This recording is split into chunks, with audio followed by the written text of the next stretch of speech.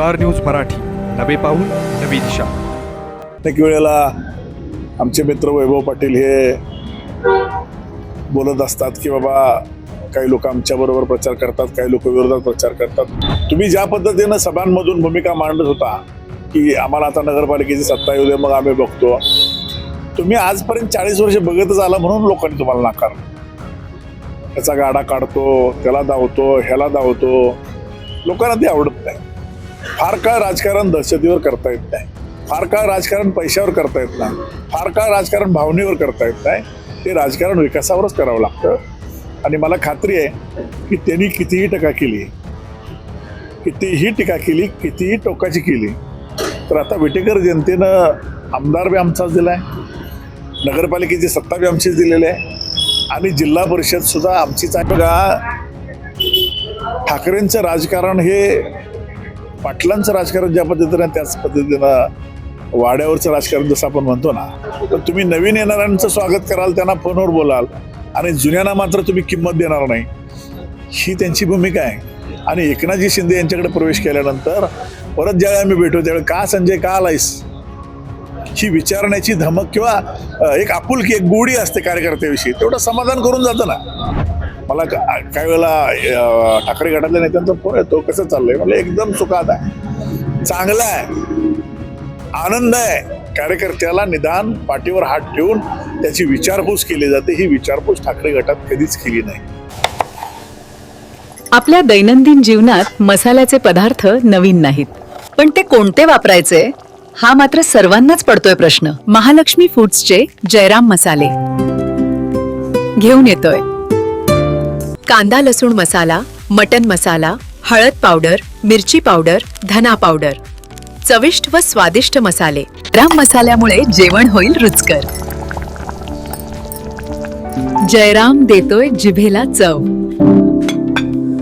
त्यामुळे स्वयंपाक घरात होतोय जयराम मसालेचाच गजर. विटा नगरपालिकेत शिवसेने भरघोस यश मिळाल्यानंतर त्यांची ताकद आणखीनच वाढलेली आहे. याबाबत बोलण्यासाठी आपल्यासोबत सांगली जिल्हा प्रमुख संजय विभूती आहेत. बापू, खरं तर यापूर्वी देखील तुम्ही ठाकरे गटाचे जिल्हा प्रमुख होता, आता शिंदे सेनेचे जिल्हा प्रमुख आहात आणि जे यश मिळवलंय, काय प्रतिक्रिया तुमची? विटा नगरपालिकेमध्ये गेल्या 50 वर्षामध्ये ज्यांची सत्ता होती त्यांनी सत्तेच्या माध्यमातून ज्या पद्धतीने विटा शहरातील उपनगरातील लोकांची पिळवणूक केली, त्याच्या विरोधामध्ये प्रचंड असंतोष सर्वसामान्य जनतेमध्ये होता.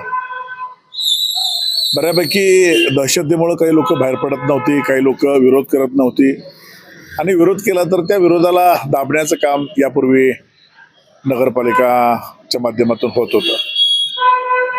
आपण पाहिलं असेल की आमदारकीच्या वेळेला मी त्यांच्याबरोबरच होतो, परंतु काही समीकरणं अशी असतात की निवडणुकीपूर्वी वेगळे असतात, निवडणुकीनंतरची वेगळी असतात. 40 वर्ष अनिल भाऊ बाबर यांनी विटा नगरपालिकेचा संघर्ष केला आणि आज खऱ्या अर्थानं त्यांच्या पश्चात नगरपालिकेला शिवसेनेला यश आलं. खरं तर यश पाहायला अनिल भाऊ पाहिजे होते, सगळ्यांचंच मत आहे, आमचं सुद्धा मत आहे की त्यांच्या हयातीमध्ये ही जर नगरपालिकेची सत्ता आली असती तर याच्यासारखा दुसरा आनंद त्या ठिकाणी कोणता मिळाला नसता. अनेक वेळेला आमचे मित्र वैभव पाटील हे बोलत असतात की बाबा काही लोक आमच्याबरोबर प्रचार करतात, काही लोक विरोधात प्रचार करतात, पण ते शेवटी राजकारणाची समीकरणं असतात. आणि त्यांनी ज्या पद्धतीने मी एका मुलाखतीत मागं म्हटलं होतं, वाड्यावरचं राजकारण जे केलं की नगरपालिकेमध्ये कोणताही व्यक्ती आला तर त्यांनी पहिलं पाटील कुटुंबाला भेटायचं आणि मगच त्याचं काम होणार, ही जी पद्धत होती, ही पद्धत विटेकर जनतेला त्या ठिकाणी आवडली नाही. आणि म्हणून अंडरकरंट जो होता विटा नगरपालिका कार्यक्षेत्रामध्ये, तो अंडरकरंट फार मोठा होता. आणि ज्या पद्धतीनं अनिल भाऊनी, सुहासभाई यांनी शहरामध्ये विकासाचं विजन मांडलं आणि विकासाची कामं गेल्या 3-3.5-4 वर्षामध्ये जवळजवळ 200-250-300 कोटीची कामं केली.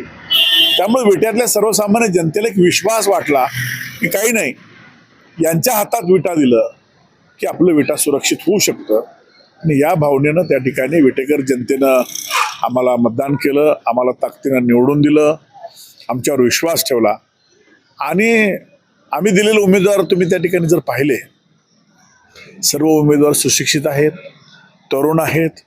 आम्ही दिलेला नगराध्यक्ष पदाचा उमेदवार हा बोलका आहे, स्वतः बोलतो, कर्तृत्व असलेला उमेदवार आहे. महिला जरी असेल तरी त्यांची काम करण्याची इच्छाशक्ती फार मोठी आहे. आणि म्हणून हे सर्व पाहून विट्यातील सर्वसामान्य जनतेनं आम्हाला त्या ठिकाणी कौल दिलेला आहे. आदरणीय एकनाथजी शिंदे यांची काम करण्याची पद्धत, रात्री 9:45 सभेला पोहोचले, तो उत्साह, तो जोश लोकांनी पाहिला. ज्या पद्धतीनं लाडक्या बहिणींना न्याय दिला, ज्या पद्धतीनं लाडक्या भावांना न्याय दिला, 50% तिकीट महिलांना त्या ठिकाणी मोफत केलं, 75 वर्षाच्या वरील सर्वांना मोफत एसटीचा प्रवास केला. अनेक निर्णय एकनाथजी शिंदे यांनी मुख्यमंत्री काळामध्ये घेतले आणि त्या निर्णयाच्या पाठीशी राहून विट्यातील सर्वसामान्य जनता, लाडक्या बहिणीने या ठिकाणी आम्हाला भरभरून आशीर्वाद दिले. आणि याची आता पोचपावती किंवा याची आता परतफेड आम्हाला विट्यातलं जे आम्ही विकासाचं विजन मांडलं आमच्या नेत्यांनी, आदरणीय सुहासभाई असतील, आदरणीय अमोलदादा असतील, प्लॅनिंग करून, म्हणजे डे 1 पासून या ठिकाणी कोणत्याही आविर्भावामध्ये न राहता प्लॅनिंग करून या ठिकाणी विट्यातील जनतेच्या समोर आम्ही त्या ठिकाणी गेलो. आणि आम्हाला खात्री आहे की येणाऱ्या 5 वर्षामध्ये विटेकरांना जे आम्ही स्वप्न दाखवलेले आहेत, म्हणजे रोजच्या रोज स्वच्छ पाणी असेल, कमी दर पाणीपट्टी असेल, किंवा जी काही आता रस्त्यावर आपल्या खानापूर रोड, मायनी रोडला आपल्याला बेळीची गाडी किंवा खाऊगल्ली झालेली आहे, ती रस्त्यावरचं काढून आपल्याला इतर ठिकाणी कशी स्थलांतरित करून सुरक्षित विटा, स्वच्छ विटा या पद्धतीनं करण्याची खरं तर आमच्या पुढे आव्हान आहेत. मला खात्री आहे की आदरणीय आमदार सुहास बाबर ज्या पद्धतीनं मंत्रालयामध्ये जाऊन कामाची भूमिका मांडत असतात, विटा शहरासाठी, खानापूर मतदारसंघासाठी कामं खेचून आणत असतात, मला खात्री आहे की बदललेलं विटा येत्या 5 वर्षात आपल्याला दिसेल. आणि जी आमदारकीची परिस्थिती आहे की गेली अनेक वर्ष आता बाबर कुटुंबियावर, शिवसेनेवर विश्वास या ठिकाणी जनता दाखवते, इथून पुढं नगरपालिकेत सुद्धा कायमस्वरूपी सत्ता आमच्याबरोबर राहील आणि विटेकर नागरिकांना अपेक्षित विकास आम्ही करू, एवढं मात्र नक्की. खरं तर एकीकडं हा अभूतपूर्व यश मिळवलं असलं तर दुसरीकडे विरोधी जे लोक आहेत ते पराभवानंतर देखील सोशल मीडियावर किंवा इतर ठिकाणी टीका करतात, तर त्यांना त्याबद्दल तुम्ही काय? हे बघा, निवडून आलेल्या लोकांनी हुरळून जायचं नसतं आणि पडलेल्या लोकांनी टीका केली तर त्याला फारसं उत्तर द्यायचं नसतं.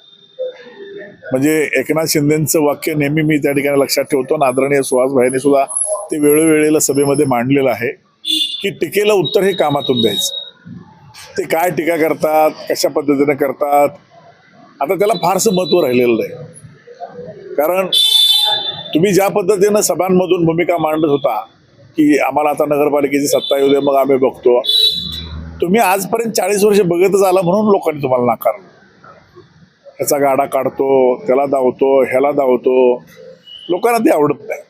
फार काळ राजकारण दहशतीवर करता येत नाही, फार काळ राजकारण पैशावर करता येत नाही, फार काळ राजकारण भावनेवर करता येत नाही. ते राजकारण विकासावरच करावं लागतं. आणि मला खात्री आहे की त्यांनी कितीही टीका केली, कितीही टोकाची केली, तर आता विटेकर जनतेनं आमदार बी आमचाच दिला आहे, नगरपालिकेची सत्ता बी आमचीच दिलेली आहे आणि जिल्हा परिषद सुद्धा आमचीच आहे. याचा अर्थ आम्ही काय आविर्भावात नाही, आम्ही ग्राउंडवर राहून, जमिनीवर राहून काम करणारे कार्यकर्ते आहोत. त्यामुळे आम्हाला खात्री आहे की तुम्हाला या मतदारसंघामध्ये क्लीन स्वीप मिळेल, जेणेकरून 5 वर्ष तुम्ही कुठेतरी तुम्हाला सेवा करायची असेल तर आता पंढरपूरसारखं ठिकाण, शिर्डीसारखं ठिकाण निवडा, तिथं जाऊन लोकांची सेवा करा. आता तुम्हाला लोकांनी तिकडं सेवा करायची संधी दिली, 40 वर्ष बस ना, तुमची सेवा लोकांनी पाहिली, त्यामुळं काय अडचण नाही. यापूर्वी तुम्ही ठाकरे गटामध्ये जिल्हा प्रमुख होता, यावेळी तुम्ही शिंदे गटात आहात, काय तुम्हाला बदल वाटला? तुम्ही प्रतिक्रिया देखील दिली सोशल माध्यमावरती, तुमच्या भावना व्यक्त केल्या. हे बघा, ठाकरेंचं राजकारण हे पाटलांचं राजकारण ज्या पद्धतीनं, त्याच पद्धतीनं वाड्यावरचं राजकारण जसं आपण म्हणतो ना, आता पक्ष घरात बसून चालत नाही. पक्ष हा जनतेत मिसळून चालतो, लोक जनतेत मिसळणाऱ्या व्यक्तीवर विश्वास ठेवतात. आदरणीय एकनाथजी, खरं तर हा निर्णय मी 2.5 वर्षापूर्वीच घ्यायला पाहिजे होता.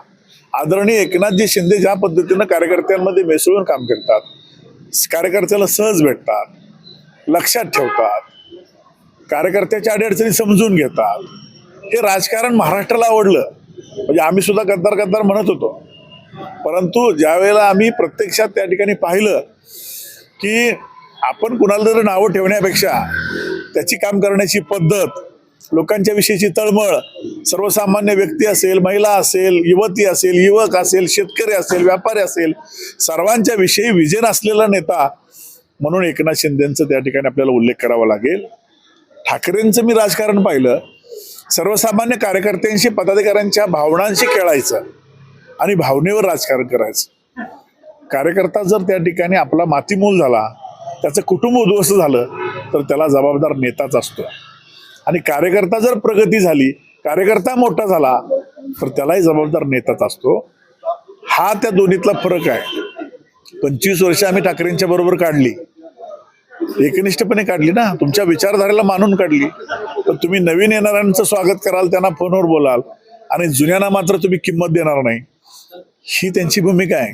आणि एकनाथजी शिंदे यांच्याकडे प्रवेश केल्यानंतर परत ज्यावेळी आम्ही भेटू त्यावेळी का संजय का आलायस, ही विचारण्याची धमक किंवा एक आपुलकी, एक गोडी असते कार्यकर्त्याविषयी, तेवढं समाधान करून जातं ना. हे समाधान आम्हाला 25 वर्षात मिळालं नाही. आम्हाला भेटायसाठी तडपडायला लागायचं. इथं आम्हाला वाटलं की आमच्या नेत्याला, आम्हाला सर्वोच्च नेत्याला आम्हाला भेटायचं आहे, तर आम्ही गेलो की आम्हाला भेट होते. हा फरक आहे. आणि महाराष्ट्रातली अजून सुद्धा त्यांच्यामध्ये काही फरक पडत नाही. ज्याला जायचं त्यानं जावा, ज्याला जायचं त्यानं जावा. अरे मग राहणार कोण? ज्याला जायचं त्यानं जावा, पण तुमच्याकडे राहणार कोण?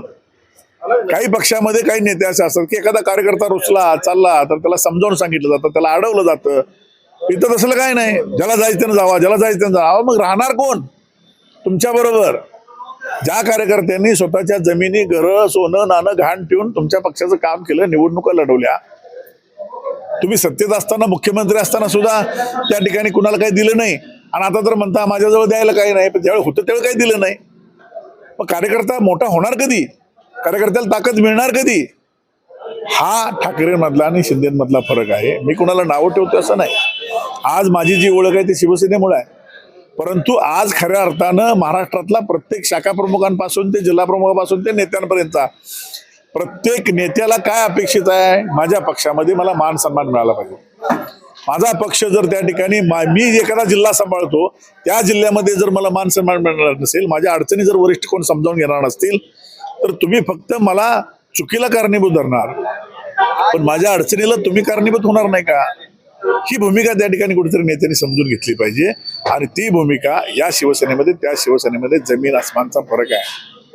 मला काही वेळेला ठाकरे गटातल्या नेत्यांचा फोन येतो, कसं चाललंय? मला एकदम सुखात आहे, चांगला आहे, आनंद आहे. कार्यकर्त्याला निदान पाठीवर हात ठेवून त्याची विचारपूस केली जाते. ही विचारपूस ठाकरे गटात कधीच केली नाही. हा खऱ्या अर्थानं आनंद आहे. आम्हाला पश्चाताप एवढाच आहे की गेल्या 3 वर्षात आम्ही का गेलो नाही. दुसरा एक प्रश्न, सांगली महानगरपालिकेची निवडणूक लागलेली आहे, शिवसेनेची काय भूमिका असेल? शिवसेना ही महायुती म्हणून लढण्याच्या भूमिकेमध्ये आज तरी आहे. गेले 8 दिवस आमच्या भाजपबरोबर चर्चा सुरू आहेत. काही 1-2 सीटबद्दल थोडासा वाद आहे, परंतु वरिष्ठ पातळीवर काल CM DCM उदयजी सामंत, राजेशजी क्षीरसागर साहेबांची काल चर्चा सुरू होती. आज दुपारपर्यंत कदाचित निर्णय येईल, युतीमध्ये लढायचं, स्वतंत्र लढायचं का कसं लढायचं. परंतु आमची भूमिका आहे की युतीमधनं लढायची, आमच्या पक्षाच्या नेत्याचा आदेश आहे. पण एवढं सांगतो की यावेळेला सांगली महापालिकेमध्ये सुद्धा शिवसेनेचं खातं उघडेल. या ठिकाणी तुम्ही पाहिलं, हे होते सांगली जिल्हा प्रमुख संजय विभूते. यावेळेला सांगली महानगरपालिकेत शिवसेनेचा झेंडा फडकेल, महायुतीचा झेंडा फडकेल असं यावेळी मत त्यांनी व्यक्त केलेलं आहे. कॅमेरामन अजित सोबत मी चंद्रकांत जाधव, स्टार न्यूज मराठी, विटा. आपल्या परिसरातील लेटेस्ट बातम्या पाहण्यासाठी स्टार न्यूज मराठी यूट्यूब चॅनलला आत्ताच सबस्क्राईब करा